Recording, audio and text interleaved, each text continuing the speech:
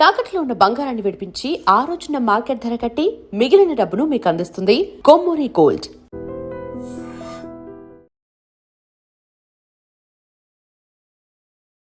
Hi, welcome to my show.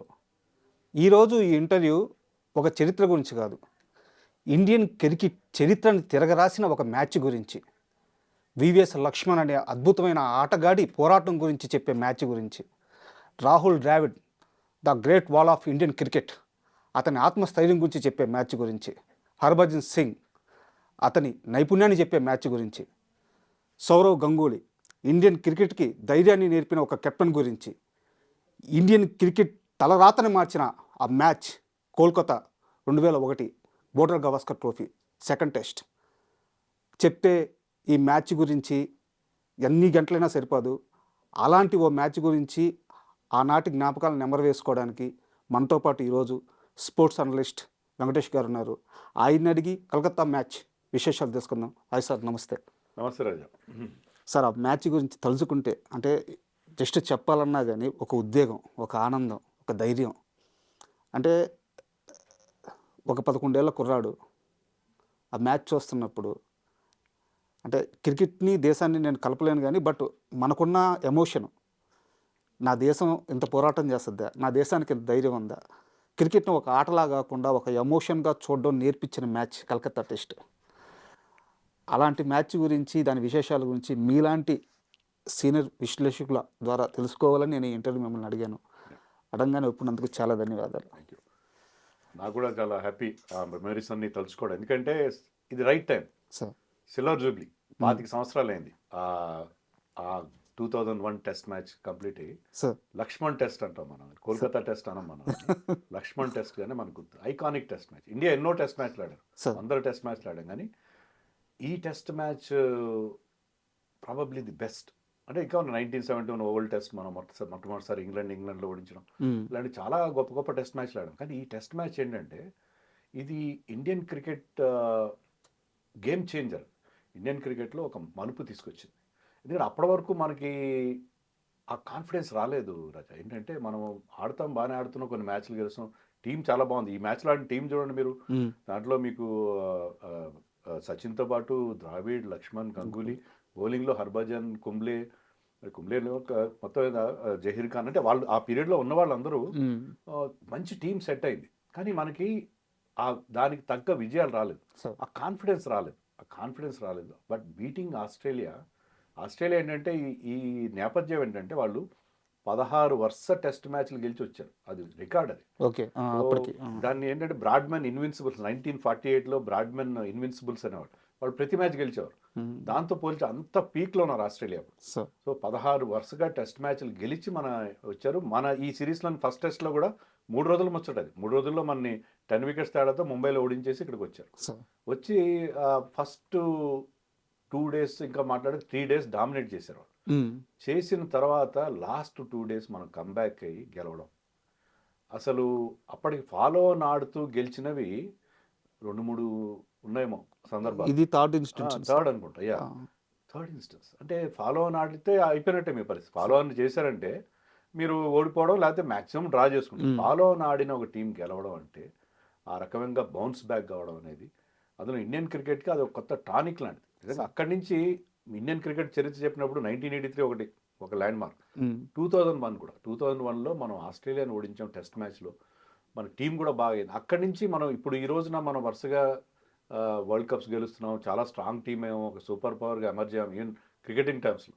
దీని అన్నిటికీ పునాది పడింది అక్కడే. 83లో మన గేమ్కి పాపులారిటీ వచ్చింది, కానీ మనం 83 నుంచి మళ్ళీ మన స్లంప్ కంటిన్యూ అయింది. కానీ 2001 నుంచి మనం వెనక్కి తిరిగి చూడలేదు. అప్పటి నుంచి మన టీం కూడా బాగా సెట్ అయింది. తర్వాత మనకి ఆ కాన్ఫిడెన్స్, ఆస్ట్రేలియా లాంటి టీంని మనం ఓడించాం ఫాలో అని ఆడుతూ. దాని ఇంపాక్ట్ ఎలా ఉందో, నెక్స్ట్ టెస్ట్ మ్యాచ్ చెన్నైలో చాలా హోరాహోరీగా జరిగింది. అది కూడా గెలిచి మనం సిరీస్ కూడా గెలిచాం. స్టీవా ఏమన్నాడంటే ఇండియాలో గెలవాలి, ఫైనల్ ఫ్రాంటియర్ అని అన్నాడు. ఆ ఫైనల్ ఫ్రాంటియర్ అతను దక్కన వెళ్ళదు. ఇండియాలో టెస్ట్ సిరీస్ గెలవకుండానే వెళ్ళిపోయాడు. స్టీవా గెలుద్దాము, ఇంత మంచి ఫామ్లో ఉన్నాం మేము, ఇండియాలో ఓడిద్దాం అని చెప్పి అతను చాలా ఆశలు పెట్టుకుని వచ్చాడు. కానీ ఆ ఫైనల్ ఫ్రాంటియర్ అతనికి దక్కనివ్వలేదు because of one man, VVS Laxman. Very very special. VVS అంటే వెరీ వెరీ స్పెషల్ అంటాం కదా, దానికి ఆ వెరీ వెరీ స్పెషల్ ఇన్నింగ్స్ అతను అక్కడ ఆడడం చేశాం. సార్ ఆ మ్యాచ్‌లో లక్ష్మణ్ గారి ఇన్నింగ్స్ మొత్తం గాని చూస్తే ఆహ్, అది ఒక మొండి ధైర్యం అనుకోవచ్చా? లేకుంటే అంటే టెక్నిక్‌గా గాని, ఆయన ఆటపరంగా గాని చాలా ప్లస్‌లు ఉండొచ్చు. బట్ మెంటల్‌గా ఎంత స్ట్రాంగ్‌గా ఉండకపోతే ఆ ఇన్నింగ్స్ వస్తది. మీరన్నట్టు కేవలం స్కిల్ సరిపోదు. స్కిల్ ఉంది అతనికి. ఎందుకంటే డొమెస్టిక్‌లో విపరీతంగా బోలెడంత మ్యాచ్‌లు ఆడి, టర్నింగ్ ట్రాక్స్ మీద ఆడి, పెద్ద పెద్ద ఇన్నింగ్స్ ఆడి, అతనికి ఎక్స్‌పీరియన్స్ లాంగ్ ఇన్నింగ్స్ ఆడే అనుభవం ఉంది. ఆ స్కిల్ ఉంది. కానీ ఆ మొండి ధైర్యం కావాలి. ఎందుకంటే ఆ స్టేజ్‌లో ఎవ్వరు అనుకోలేదు. ఎందుకంటే ఫస్ట్ వాళ్ళు బ్యాటింగ్ చేశారు. ఫస్ట్ డే రోజున ఏమైందంటే లాస్ట్ సెషన్‌లో వికెట్లు పడ్డాయి. టీ టైమ్‌కి వాళ్ళ స్కోర్ 195 ఫర్ 1. కానీ తర్వాత హర్భజన్ సింగ్ హ్యాట్రిక్ తీశాడు. సార్ ఇప్పుడు ఈ మ్యాచ్‌లో మనం లక్ష్మణ్ గురించి చెప్తాం కానీ లక్ష్మణ్‌తో పాటు ద్రావిడ్ చేసిన 180, హర్భజన్ 13 వికెట్లు 13 తీశాడు. వికెట్లు. దాంట్లో hat-trick first time test hat-trick by an Indian. Sir తర్వాత అందరూ మర్చిపోతారు సచిన్ టెండూల్కర్ పెద్దగా రన్స్ చేయలేదు. బట్ లాస్ట్ సెషన్ రోజున ఫైనల్ డే రోజున లాస్ట్ సెషన్‌లో టీ తర్వాత 3 కీలకమైన వికెట్లు తీశారు. అవును సార్. సో అందరి కాంట్రిబ్యూషన్ ఉంది. సౌరవ్ గంగూలీ కెప్టెన్. మీకు ద్రావిడ్ ఇన్నింగ్స్‌కి రాకముందు Dravid batted number 6, Ganguly batted 5. So Ganguly, Laxman మధ్య ఒక సెంచరీ పార్ట్నర్షిప్ ఉంది. సో అది అక్కడ బేస్ క్రియేట్ అయింది. అవును సార్. తర్వాత ద్రావిడ్ వచ్చి 180 చేశాడు. సో అందరి కాంట్రిబ్యూషన్ ఉంది దాంట్లో. అందరి కాంట్రిబ్యూషన్ ఉంది. మన మన తెలుగు క్రికెటర్ వెంకటపతిరాజు అని ఒకే ఒక వికెట్ వచ్చి ఇంపార్టెంట్ వికెట్ మార్క్వా వికెట్ తీశాడు. మార్క్వాని డక్అవుట్ చేశాడు. సో అందరి కాంట్రిబ్యూషన్ ఉంది. సో ఆ ఫస్ట్ డే రోజున ఆ, వాళ్ళ ఇన్నింగ్స్ ఆట ముగిసేసరికి 7 వికెట్లు పోయినాయి. దాంట్లో హ్యాట్రిక్ బై హర్భజన్ కూడా హ్యాట్రిక్ ఎవరవుది? మాథ్యూ హెడన్ది, ఆ తర్వాత గిల్క్రిస్ట్ అండ్ షేన్ వార్న్. అవును. సో అది సెన్సేషనల్గా స్టార్ట్. కానీ నెక్స్ట్ డే రోజున స్టీవ్ వా ఏం చేశాడంటే గిలెస్పీతో కలిసి ఒక పార్ట్నర్షిప్, దాంతో దే స్కోర్డ్ 445 రన్స్. అనుకోలేదు ఫస్ట్ 278 అంటే 350కి అందుకు అవుతారేమో అనుకున్నాం, ఆల్అవుట్ అవుతాం అనుకున్నాం. 445 చేశారు. మనం బ్యాటింగ్ కొలాప్స్ అయింది. బ్యాటింగ్ అంతా 170కి అక్కడ వాళ్ళకి బ్రహ్మాండమైన అటాక్ ఉంది. గ్లెన్ మెక్రా ఉన్నాడు, షేన్ వార్న్ ఉన్నాడు, గిలెస్పీ ఉన్నాడు, కాస్పరోవిచ్ అని రివర్స్ స్వింగ్ స్పెషల్. ఇండియాలో బౌలింగ్ చేయడం అతను మాస్టర్ చేసినట్టు ఎవరు చేయలేదు.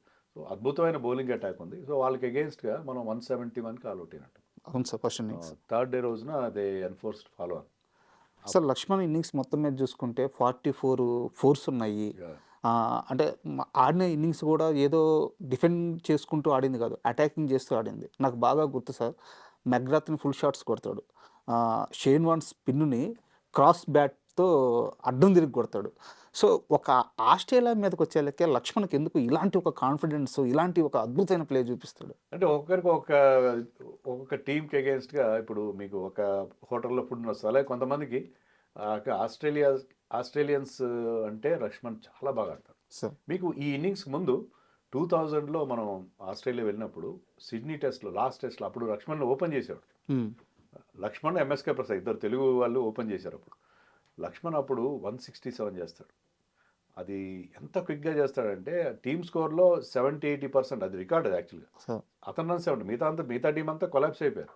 ఇతను అక్కడ చాలా క్విక్గా 167 చేశాడు సిడ్నీలో. సో ఆస్ట్రేలియాతో ఎప్పుడు బాగా ఆడతాడు లక్ష్మణ్. సిడ్నీ అతని ఫేవరెట్ గ్రౌండ్, కోల్కతా అతని ఫేవరెట్ గ్రౌండ్.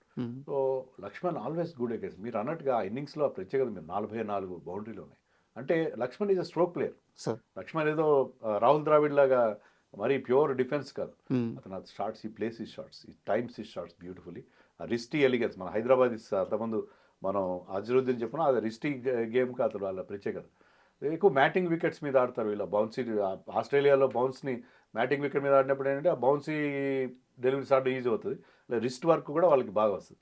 సో లక్ష్మణ్ మీరు చెప్పినట్టుగా షేన్ వార్న్ని లక్ష్మణ్ ఆడినట్టుగా సచిన్ టెండూల్కర్ కూడా ఆడలేదు. సచిన్ కూడా ఒప్పుకున్నాడు అన్నమాట. సార్ నాకు అదే నేను ఆ మ్యాచ్ చూశాను. నాకు ఆ మ్యాచ్లో షేన్ వార్న్ ఏంటంటే 4th డే రోజున వేర్ అండ్ టేర్ ఉంటుంది, బౌలర్ ఫుట్ మార్క్స్ ఉంటాయి. అక్కడ షేన్ వార్న్ ఏంటంటే అక్కడ పిచ్ చేస్తాడు బాల్, ఆ రఫ్ యూజ్ చేసుకుని మామూలుగా బాగా టర్న్ చేస్తాడు. టర్నింగ్ బాల్ని, లోపలికి టర్న్ అవుతున్న బాల్ని ఎగేన్స్ట్ ద టర్న్ అతను స్వీప్ కొడతాడు, లేకపోతే దాన్ని ఫ్లిక్ చేస్తాడు. సో లక్ష్మణ్ కున్న రేర్ ఎబిలిటీ అగేన్స్ట్ దట్ అంత టర్న్ అవుతున్న బాల్ని దానికి టర్న్కి అగేన్స్ట్గా ఆడడం అనేది లక్ష్మణ్ చేసినట్టు ఎవ్వరు చేయలేదు. సో షేన్ వార్ని లక్ష్మణ్ ఆడినట్టుగా కొంతమంది ఏం చేస్తారంటే ఆ లెగ్ స్టంప్ అవతల పెడితే ఎల్బిడబ్ల్యూ రాదు, ప్యాడ్ అడ్డం పెట్టేస్తారు, ప్యాడ్ అడ్డం పెట్టి ఊరుకుంటారు. కానీ అలా కాదు, లక్ష్మణ్ ప్లేస్ ఈ షాట్స్. అతను ఎప్పుడు ఆ పాజిటివ్ ఇంటెంట్ ఉంటుంది లక్ష్మణ్ దగ్గర. అలాంటి ఇంటెంట్ అతను చూపించాడు. స్పిన్ బాగా ఆడతాడు, పేస్ బాగా ఆడతాడు. అందరినీ మీరు అన్న మెగ్రా కానీ మంచి క్వాలిటీ బౌలింగ్, అది ఏదో మామూలు బౌలింగ్ కాదు, Correct. క్వాలిటీ బౌలింగ్ అటాక్ మీద చేసిన నాక్ ఎగెన్స్ట్ ది అంటే అంత అడ్వర్స్ సిచ్యుయేషన్లో, అంటే మీరు మ్యాచ్ ఓడిపోయే పరిస్థితిలో ఎవరు అనుకోలేదు. అవును. ఇప్పుడు మళ్ళీ మనం సెకండ్ డే విషయానికి వస్తే సార్, థర్డ్ డే రోజున వాళ్ళు ఫాలో అని ఇచ్చారు. మనకి ఫాలో అని ఇచ్చిన లక్ష్మణ్ గురించి చెప్పాలి. ఫస్ట్ ఇన్నింగ్స్ కూడా, ఫస్ట్ ఇన్నింగ్స్లో అతను బ్యాటెడ్ ఎట్ నెంబర్ 6, Sir. అతని పొజిషన్ అదే. చెప్పాను కదా, అంతమంది సిడ్నీలో ఓపెనింగ్ చేయించారు. ఎక్కడంటే అక్కడ బ్యాటింగ్ ఆర్డర్లో అటు ఇటు ఎప్పటిలాగే ద్రావిడ్ నెంబర్ 3లో ఆడేవాడు. ఆ ఇన్నింగ్స్లో ఫస్ట్ ఇన్నింగ్స్లో మనం చేసిన 171లో లక్ష్మణ్ స్కోర్ 59. Sir. చాలా మంచి ఇన్నింగ్స్ ఆడాడు. He was the last man to get out. Out అయింది లాస్ట్ అతను. సో అప్పుడు మన కోచ్ జాన్ రైట్ కానీ కెప్టెన్ సౌరవ్ గంగూలీ కొంతమంది సీనియర్స్ కలిసి ఏం డిసైడ్ చేశారంటే, లక్ష్మణ్ బాగా ఆడుతున్నాడు, అతన్ని నెంబర్ 3లో పంపిద్దాము. ఓకే. ద్రావిడ్ ఎందుకు ఆ సిరీస్లో కొంచెం డౌన్లో ఉన్నాడు. సో లక్ష్మణ్ నెంబర్ 3లో చాలా మంచి డెసిషన్. ఆ డెసిషన్ మాస్టర్ స్ట్రోక్. మొత్తం లేకపోతే ఈ 281 వచ్చేది కాదు. సార్. సో ఫస్ట్ ఇన్నింగ్స్లో బాగా ఆడాడు కాబట్టి లక్ష్మణ్ని సెకండ్ ఇన్నింగ్స్లో ప్రమోట్ చేశారు నెంబర్ 3. దాంతో రెస్ట్ ఈజ్ హిస్టరీ అంటారు, అట్లా పోయిందన్నమాట. అది నాకు చాలా డౌట్ ఉండింది సార్. Yeah. అంటే ఫస్ట్ ఇన్నింగ్స్కి దిగేలకి 6 డౌన్ వచ్చిన బ్యాట్స్మెన్ సెకండ్ ఇన్నింగ్స్లో 1 డౌన్కి వెళ్ళిపోయారు. ఇది ఎవరి డెసిషన్? అద్భుతమైన డెసిషన్ అని. అది కోచ్ కెప్టెన్ అందరు కలిసి సమిష్టిగా తీసుకున్నారు. సచిన్ టెండూల్కర్ చెప్పాడు ఒకసారి, ఓకే అందరు కలిసి తీసుకున్న నిర్ణయం అది. నెంబర్ 3లో ఆడిద్దాం. సార్. సో ఓపెనర్స్ లక్కీగా సెకండ్ ఇన్నింగ్స్లో openers Shivsundar sir and Ramesh, Sadagoppan Ramesh వాళ్ళు 30s చేశారు. కొంచెం స్టార్ట్ అది తీసుకున్నారు. ఎప్పుడు మన ఇండియా అప్పట్లో ఏంటంటే సెకండ్ ఇన్నింగ్స్ బాగా ఆడేవాళ్ళు, ఫస్ట్ ఇన్నింగ్స్ బాగా ఆడేవాళ్ళు కాదు, సెకండ్ ఇన్నింగ్స్లో బాగా ఆడేవాళ్ళు. సో ఆ స్టార్ట్ తీసుకున్న లక్ష్మణ్ వచ్చిన తర్వాత లక్ష్మణ్ స్టార్టెడ్ ప్లేయింగ్ ఈ షాట్స్. సచిన్ వచ్చాడు, సచిన్ అవుట్ అయ్యాడు. తర్వాత గంగూలీ, నేను చెప్పినట్టుగా గంగూలీతో century partnership. Rahul Dravid third day ఎండింగ్లో 7 not out. Sir. Laxman century complete చేసుకుని నాట్అవుట్లో ఉన్నాడు. అది థర్డ్ డే రోజున. Fourth day, entire fourth day belong to India. ఒక్క వికెట్ పడలేదు సార్. ఒక్క వికెట్ పడలేదు. చాలా అరుదుగా చూస్తాం రోజంతా. అంటే 3 సెషన్స్ 90 ఓవర్ల పాటు ఇద్దరు బ్యాట్స్మెన్ ఆడడం అగేన్స్ట్ బౌలర్స్ లైక్ మెగ్రా, బా. షేన్ వాన్, గిలెస్పీ, కాస్ప్రోవిచ్ అలాంటి బౌలర్స్ని ఫేస్ చేస్తూ రోజంతా ఇద్దరు బ్యాటింగ్ చేయడం. దానికి మీకు స్కిల్ కావాలి, మీకు స్టామినా కావాలి. ఆ ఎండల్లో, కోల్కతాలో ఎండల్లో ఆడడానికి స్టామినా కావాలి, విల్ పవర్ కావాలి, ఇవన్నీ ఉన్నాయి. ఆ నమ్మకం కావాలి. మీరు అన్నారు ఇందాక ఆ మొండి ధైర్యం. సార్. ఆ మొండి ధైర్యం ఉంది అతని దగ్గర. ఆ మొండి ధైర్యంతో ఆడాడు. సో గెలుస్తాం మ్యాచ్. అప్పటివరకు ఏంటంటే మనం సేవ్ చేసుకున్నాం అనుకుంటారు, కానీ సేవ్ చేసుకున్నట్టు ఆడలేదు వాళ్ళు. అవును. ఆ రోజంతా వాళ్ళు 330, 340 రన్, 335 రన్స్ చేశారు. అవును. సో పాజిటివ్గా ఆడారు ఇద్దరికిద్దరు. రాహుల్ ద్రావిడ్ కూడా చాలా పాజిటివ్. రాహుల్ ద్రావిడ్ చాలా డిఫెన్స్గా ఆడతాడు అనుకుంటాం మనం. సార్. ఇద్దరికిద్దరు they went for their shots. వాళ్ళకి అర్థమైంది ఏంటంటే వాళ్ళు they are totally dominating the బౌలింగ్ని. ఒక స్టేజ్ వస్తే ఏంటంటే బ్యాట్స్మెన్ ఒక జోన్లోకి వెళ్ళిపోతాడు. అది జోన్లోకి వెళ్ళిపోయారు వాళ్ళు. వెళ్ళిపోయి వాళ్ళు they started playing those shots. కనబడలేదు, ఎవరు కనబడలేదు వాళ్ళు. ఒకనొక టైంలో ఆ మ్యాచ్లో, ఆ ఇన్నింగ్స్లో గిలీస్పీని వరుస పెట్టి ఫోర్స్ కొడతా ఉంటాడు లక్ష్మణ్. అంతే, లక్ష్మణ్ ఒకసారి ఆ మూడ్లోకి వచ్చాడంటే ఏ బౌలర్ని కేర్ చేయడు. సార్. నేను చెప్పాను కదా 167 ఇంకా అద్భుతమైన ఇన్నింగ్స్ సిడ్నీలో ఆడింది.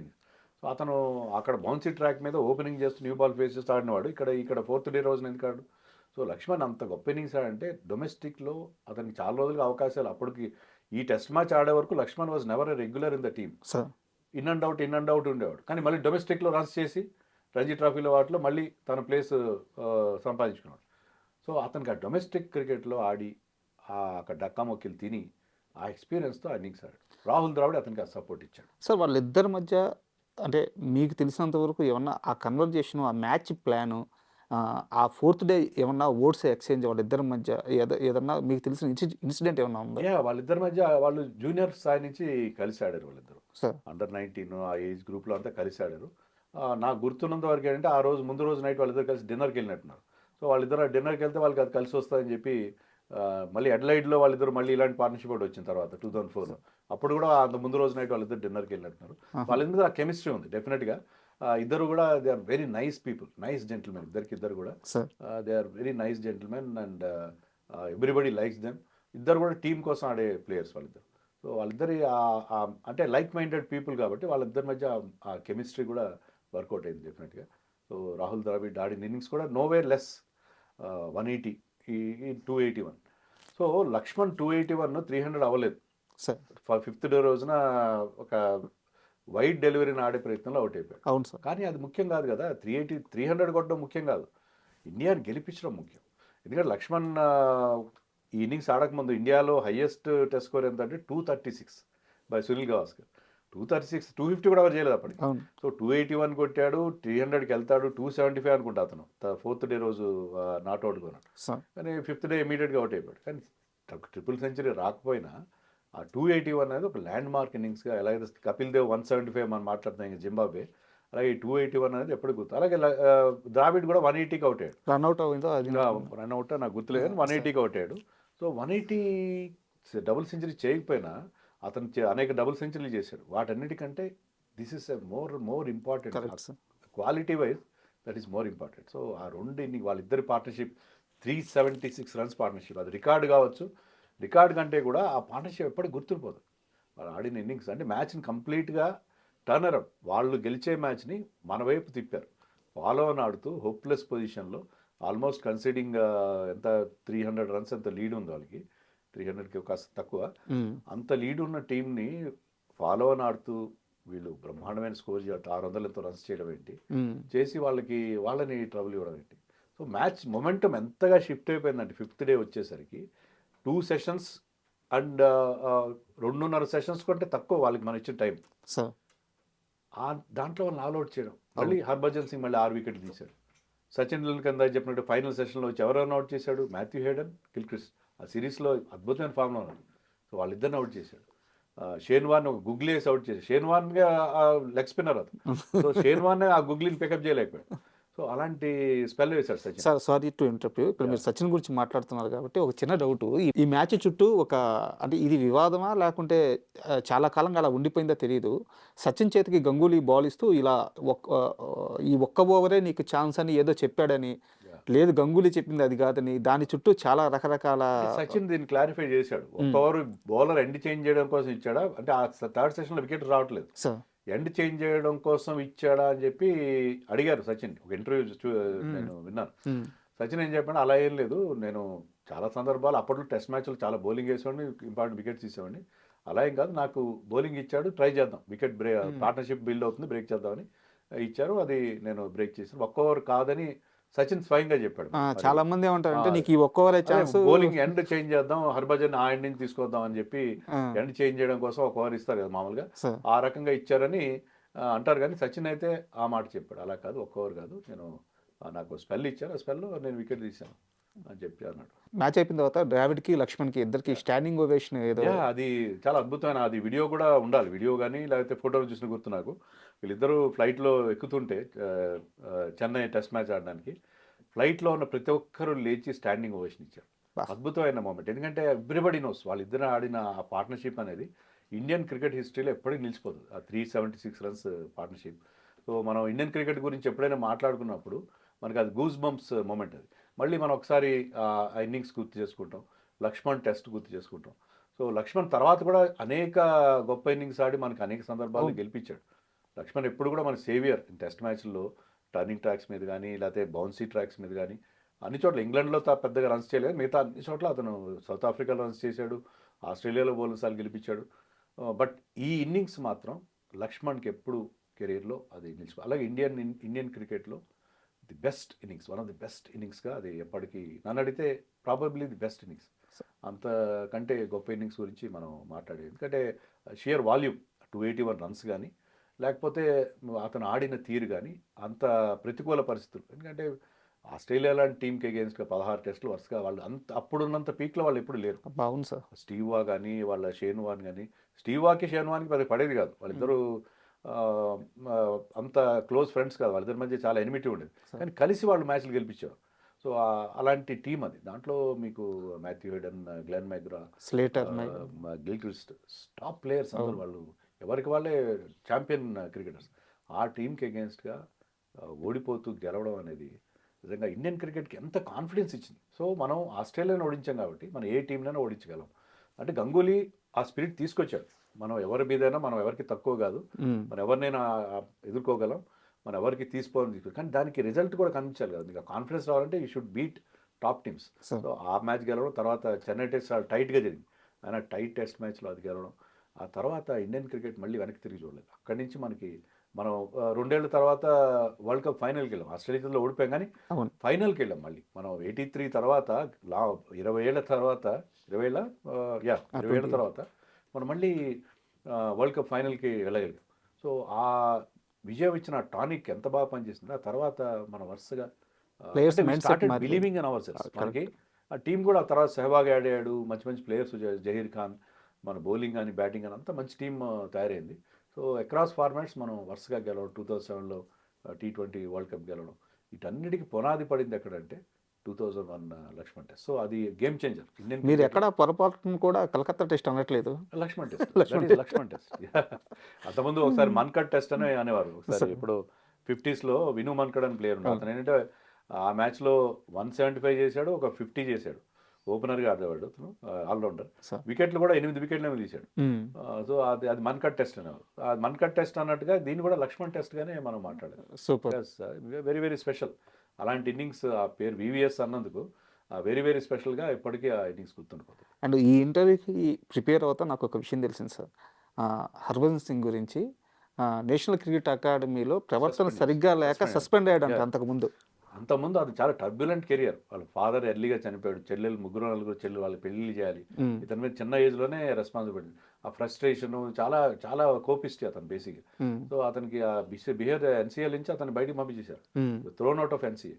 కానీ గంగూలీ గొప్పతనం ఏంటంటే, గంగూలీ ఇప్పటికీ అందరూ ఎందుకు తలుచుకుంటారంటే, ఈ యంగ్ క్రికెటర్స్ అందరినీ నమ్మి వాళ్ళని, ఇప్పుడు జహీర్ ఖాన్, యువరాజ్ సింగ్, మహమ్మద్ కైఫ్, హర్భజన్ సింగ్, వీళ్ళందరినీ గంగూలీ తీసుకొచ్చి టీంలో పెట్టి, ఇప్పుడు ఎలా అయితే గౌతమ్ గంభీర్, సంజు శాంసన్ లాంటి వాళ్ళని బ్యాక్ చేస్తున్నాడు, వాషింగ్టన్ సుందర్ని, హర్షిత్ రాణని, అలాగా వీళ్ళని టీంలో ఉండాలి, వీళ్ళు ఉండాలి, వాళ్ళ టాలెంట్ని గుర్తించి వాళ్ళని బ్యాక్ చేసి, వాళ్ళు నాకు టీంలో ఉండాల్సిందే అని చెప్పి యంగ్స్టర్స్ అందరూ ఇప్పటికీ తలుచుకుంటారు వాళ్ళు.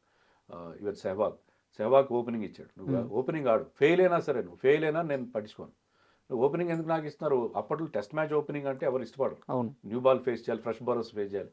నేను ఫెయిల్ అయినా పర్వాలేదు, నీకు 10 టెస్ట్ మ్యాచ్లు టైం ఇస్తాను. దానివల్ల సెహ్వాగ్ మన బ్రహ్మాండమైన ఓపెనర్ దొరికాడు. సో గంగూలీ కాంట్రిబ్యూషన్ ఏంటంటే, ఈ యంగ్స్టర్స్ అందరినీ, అంటే టీంలో టాలెంట్ని ఐడెంటిఫై చేసి వీళ్ళందరినీ తీసుకొచ్చి వాళ్ళని. సో హర్భజన్ సింగ్ ఎప్పటికీ గంగూలీ పేరు మీరు చెప్తారు. Ganguly is is mentor. అతను తీసుకొచ్చి మీరు అన్నట్టుగా టర్బ్యులెంట్ ఫేజ్లో ఉన్న, ఒకప్పుడు అతను కెనడా వెళ్ళిపోయి ట్రక్ డ్రైవర్ అవుదాం అనుకున్నాడు. ఎందుకంటే ఫ్యామిలీని పోషణ, తండ్రి చనిపోయాడు యంగ్ ఏజ్లో. కెరీర్ స్టార్టింగ్లో సార్. తెలుగు రాష్ట్రంలో ఇంకేం చేస్తాం మరి. కెనడాలో అందరూ మామూలుగా సిక్కులు కెనడా వెళ్ళిపోతారు, అక్కడ వాళ్ళకి చాలామంది అక్కడ సెటిల్ అయి ఉన్నారు. అక్కడికి వెళ్ళి లారీ నడుపుకుందాం, అందుకంటే నేను ఇప్పుడు మరి కుటుంబాన్ని పోషించుకోవాలి, చెల్లెళ్ళకి పెళ్లి చేయాలని చెప్పి అనుకున్నవాడు ఈ టెస్ట్ తర్వాత అతను స్టార్ అయిపోయాడు. సో లక్ష్మణ్ కెరియర్ అక్కడి నుంచి, లక్ష్మణ్ ఒక మనకి టెస్ట్ ప్లేయర్ దొరికాడు. ద్రావిడ్, కొంచెం షేకీగా ఉన్న ద్రావిడ్ మళ్ళీ టీంలో నిలదొక్కున్నాడు. సో దానివల్ల ఇండియన్ క్రికెట్కి ఈ టెస్ట్ మ్యాచ్ వల్ల చాలా చాలా బెనిఫిట్ అయింది. Sir last few more questions ఈ టెస్ట్ గురించి. ఈ విజయం తర్వాత మన ఆటగాళ్ళ మైండ్ సెట్ మారిందా, లేకుంటే ఆర్థికంగా మనం బలం అవ్వడం కూడా దీనికి ప్లస్ అయిందా? అసలు ఈ మొత్తం ప్రాసెస్లో ఈ 3-4 ఏళ్లలో గంగూలీ చేసింది ఏంటి? ఎలా ఇండియా ఆ స్థితి నుంచి ఒక్కసారిగా ఆస్ట్రేలియాని కాదు మొత్తం వరల్డ్ క్రికెట్ని డామినేట్ చేసే స్థాయికి వెళ్ళింది? అందులో ఈ టెస్ట్ పాత్ర ఎంత? చాలా లేయర్స్ ఉన్నాయి దీని చుట్టూ. అదే మీరు అంటే చాలా లేయర్స్ ఉన్నాయి, సో మెనీ ఫ్యాక్టర్స్. ఇప్పుడు అప్పటికేంటంటే Y2K అవన్నీ వచ్చి మనకి ఐటీ బూమ్ స్టార్ట్ అయింది ఇండియాలో. సో మనకి ఆర్థికంగా వెల్త్ క్రియేషన్ ఒకటి జరిగింది. ఆ టైంలో ఏంటంటే మన యాటిట్యూడ్ కూడా మారుతూ వచ్చింది. అంటే ప్రపంచంలో మనం కూడా ఎవరికి తీసిపోము అనే, అంటే క్రికెట్లోనే కాదు, ఓవరాల్గా మనం ప్రపంచ దేశాలు ఏ దేశానికి తీసుకున్న కాన్ఫిడెన్స్, జనరల్ కాన్ఫిడెన్స్ వచ్చింది. దాంతోపాటు ఈ టీం బ్రహ్మాండంగా సెట్ అయింది. నేను చెప్పినట్టుగా మంచి మంచి ప్లేయర్స్ అందరూ వచ్చారు. ప్లస్ గంగూలీ లాంటి ఒక క్యాటలిస్ట్ ఉన్నది దానికి. ఒక క్యాటలిస్ట్ ఎవరు? గంగూలీ లాంటి ఒక కెప్టెన్. అతను ఏంటంటే ఎవరిని కేజాడు, స్టీవాని వెయిట్ చేయించేవాడు టాస్ దగ్గర. స్టీవా వచ్చేసేవాడు టాస్ టైంకి, గంగూలీకి అసలు లేట్గా వచ్చాడు. ఏంటంటే ఆస్ట్రేలియన్స్ వీళ్ళు చాలా అహంకారం వెళ్ళి, వీళ్ళ అహంకారం దెబ్బతీయని చెప్పి టాస్కి లేట్గా వచ్చాడు. స్టీవా కోపం వచ్చి ఏం చేస్తాడు మరి, హోమ్ కెప్టెన్ లేట్గా వచ్చాడు. అలాంటి మైండ్ గేమ్ ఆడాడు. మైండ్ గేమ్ ఆడుతూ వాళ్ళకి ఆస్ట్రేలియన్స్ చాలా రఫ్గా ఉంటారు. ఆ రఫ్గా ఉండే వాళ్ళకి వాళ్ళ భాషలోనే సమాధానం చెప్పాడు. సో ఆ గంగూలీ అతనికి ఏంటంటే అక్కడ జగన్మోహన్ దాలియా, మరి బాల్మియా ఒక బెంగాలీ, అతని సపోర్ట్ ఉండేది. బీసీసీ హెడ్గా ఎక్కువ ఉండేవాడు. సో ఆ సపోర్ట్ చూసుకొని తర్వాత అతను రూల్ చేసి యంగ్స్టర్స్ని తీసుకురావడం, అంటే వీళ్ళందరి టాలెంట్ని అతను ప్రాపర్గా గ్రూమ్ చేయడం అనేది జరిగింది. సో ఇవన్నీ సో మెనీ ఫ్యాక్టర్స్ కలిసి వచ్చినాయి. దానివల్ల ఏంటంటే మనకి ఆ విక్టరీ కూడా కావాలి. ఇవన్నీ ఉంటే సరిపోదు కదా, you should also show the results. Results మనకి ఈ సిరీస్లో వచ్చినాయి కాబట్టి అక్కడి నుంచి మన కొత్త మిలీనియంలో మనం బ్రహ్మాండంగా స్టార్ట్ చేసాం. దాని ఫలితాలు ఇప్పుడు, దాని ఫ్రూట్స్ మనం ఇప్పుడు చూస్తున్నాం. అండ్ మనం ఈ టెస్ట్ గురించి మాట్లాడుకుంటూ మీరు అన్నట్టు మనం లక్ష్మణ్ టెస్ట్ గురించి మాట్లాడుకుంటూ ఆ మొత్తం స్టేడియంలో 50,000 మంది ప్రేక్షకులు ఉన్నారు అని చెప్పి ఒక మాట చెప్పారు. అలాగే ఆ రోజుల్లో టెస్ట్ మ్యాచ్ని రోజంతా 90 ఓవర్లు టీవీ ముందు కూర్చొని చూసేవాళ్ళం మనం. దానికి తగ్గట్టు ప్లేయర్స్ సెషన్స్ డేస్ అవుట్ కాకుండా 300s 200s చాలా అలవోకగా వచ్చాయి. అయితే నా క్వశ్చన్ ఏంటంటే ఇప్పుడున్న టెస్ట్ క్రికెట్లో కనీసం 100 అనేది చాలా రేర్గా వస్తుంది. ఒక 3 సెషన్లు అవుట్ కాకుండా నిలబడి గీసులాడే బ్యాట్స్మెన్లే లేరు. టెస్ట్ క్రికెట్లో ఈ మార్పు రావడానికి కారణం ఏంటి? అదే చాలా అన్ఫార్చునేట్. మీరు అన్నట్టు ఫస్ట్ క్రౌడ్స్ రావట్లేదు మెయిన్గా.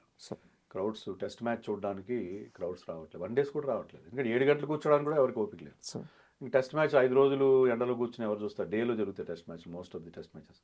సో ఎండలో కూర్చుని అప్పుడు కోల్కతాలో ఎలా ఉండేదంటే కొన్నిసార్లు లాఠీ చార్జ్ అయ్యేది. ఎందుకంటే అక్కడ 80,000 కెపాసిటీ ఉంటే 1,00,000 మంది లోపల రావడానికి ప్రయత్నం చేశారు చాలాసార్లు. అక్కడ ఈ టెస్ట్ మ్యాచ్ 2001లో లక్ష్మణ్ ఇన్నింగ్స్ 50,000 మంది చూశారు. సో వాళ్ళంతా దే ఆర్ లక్కీ పీపుల్ లైవ్గా ఇన్నింగ్స్ చూడడం. అంతమంది వచ్చారు కాబట్టి. లేకపోతే మిగతా వాళ్ళు టీవీలో చూశారు. అప్పుడు టీవీ టెలికాస్ట్ ఆయన కూడా they prefer to watch live. So అది ఒకటి. రెండోది మీరు అన్నది చాలా వ్యాలిడ్ పాయింట్. ఇప్పుడు ఎవరికి అంత పేషెన్స్ లేదు లాంగ్ ఇన్నింగ్స్ బిల్డ్ చేయడం. ఇటుక మీద ఇటుక పేర్చినట్టుగా ఒక ఇన్నింగ్స్ని మెల్లగా సింగిల్స్ తీస్తూ షాట్లు కొట్టాలి, 4లు కొట్టాలి, 6లు కొట్టాలి. ఒక 4 డాట్ బాల్స్ ఆడగానే వాళ్ళకి రిలీఫ్ షాట్ కావాలి. ఇంకా 4 డాట్ బాల్స్ అయిపోయినా లేదు ఒక షాట్ కొడతారు, అది గాల్లో కొడతారు, అది అవుట్ అయితే అవుట్, లేకపోతే 4 వెళ్తే 4, 6 వెళ్తే 6. సో అట్లా వాళ్ళ యాటిట్యూడ్ పేషెన్స్ లేదు ఇప్పుడు వాళ్ళకి. So they are mostly influenced by ఇది franchise leagues and T20 game. అదే గేమ్ టెస్ట్ మ్యాచ్లో కూడా, అందుకే టెస్ట్ మ్యాచ్లో కూడా రావట్లేదు.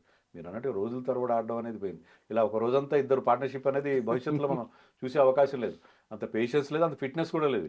ఇప్పుడు చూడండి వన్ డే మ్యాచ్లో కూడా వాళ్ళు 10-15 ఓవర్లు అవగానే క్రాంప్స్ అని చెప్పి కాళ్ళు పట్టుకున్నారు. సో అలాంటి పరిస్థితి మనకు అనిపిస్తుంది. అలాంటి దాంట్లో ఆ ఫిట్నెస్ కానీ, ఆ డిటర్మినేషన్ కానీ, లాంగ్ ఇన్నింగ్స్ ఆడే పేషెన్స్ కానీ, ఇవన్నీ కూడా ఇప్పుడు క్రికెటర్స్కి ఏ మాత్రం లేవు. That is the most unfortunate. ఎందుకంటే టెస్ట్ క్రికెట్ని మించిన ఈ క్వాలిటీ మీకు వన్ డేల్లో కానీ T20లో కానీ రాదు. టెస్ట్ మ్యాచ్లో మీరు బాల్ స్వింగ్ చేస్తే వైడ్ అయిపోతుంది. టెస్ట్ వైడ్ బాల్ క్రికెట్లో ఇక్కడ బాల్ స్వింగ్ అయితేనే మీరు ఆఫ్ స్టంప్ అవతలే బౌలింగ్ చేయాలి. టెస్ట్ మ్యాచ్లో ఆఫ్ స్టంప్ అవతల కారిడార్ ఆఫ్ అన్సర్టనిటీ అంటాం. ఆఫ్ స్టంప్ అవతల బాల్ ఇంకా వెనక్కి మూవ్ అవ్వాలి. కపిల్ దేవ్ కూడా న్యాచురల్ అవుట్ స్వింగర్ ఉండేది, కానీ తర్వాత పోయింది. ఎందుకంటే అది వైడ్ అయిపోతుంది వన్ డే క్రికెట్లో. అందుకని అతను అవుట్ స్వింగర్ పోగొట్టుకున్నాడు. అలాగా మీకు ఆ టెస్ట్ మ్యాచ్ స్కిల్స్ అనేవి బేసిక్ స్కిల్స్, ఆ స్కిల్స్ పోతున్నాయి. టెస్ట్ మ్యాచ్లు కనుమరుగు అవుతాయని అనుకోను, కానీ టెస్ట్ మ్యాచ్లు కూడా ప్రాధాన్యత తగ్గిపోయింది, క్రౌడ్ రావడం తగ్గిపోయింది. సో ఇది చాలా అన్ఫార్చునేట్. టెస్ట్ మ్యాచ్లు ఉంటేనే మీకు క్వాలిటీ క్రికెట్ అని ఉంటుంది. దాని నుంచి మళ్ళీ మీరు దానికి శాఖోపశాఖలుగా, దాని బ్రాంచెస్గా మనకి మిగతా 2 ఫార్మాట్స్ సర్వ్ అవుతాయి. సార్ చాలా థ్యాంక్ యూ. ఎందుకంటే ఎప్పటికీ మర్చిపోలేని ఒక టెస్ట్ మ్యాచ్ అది. మన చరిత్ర, మన విజయం, మన పునాది అది. సో అలాంటి ఒక టెస్ట్ గురించి 25 ఏళ్ళైన సందర్భంగా మీలాంటి వాళ్ళతో కూర్చొని ఆ జ్ఞాపకాలు గుర్తు చేసుకొని చాలా ఆనందంగా ఉంది. నేను కూడా చాలా హ్యాపీగా ఫీల్ అవుతున్నాను. ఎందుకంటే ఇది తలుచుకోవడం నాకు కూడా చాలా, మీతో మాట్లాడిన సేపు నాకు గూజ్ బంప్స్ వస్తున్నాయి. సో ఇది రియల్ గూజ్ బంప్స్ మూమెంట్ అనమాట. అలా ఒళ్ళంతా పులకించిపోతుంది. సో ఒకసారి తలుచుకుంటే మళ్ళీ ఒక్కసారి టైం మిషన్లో వెనక్కి వెళ్ళి ఆ మ్యాచ్ గురించి అన్నీ తలుచుకుంటే చాలా happy. Thanks for having me in your show. Thank you sir.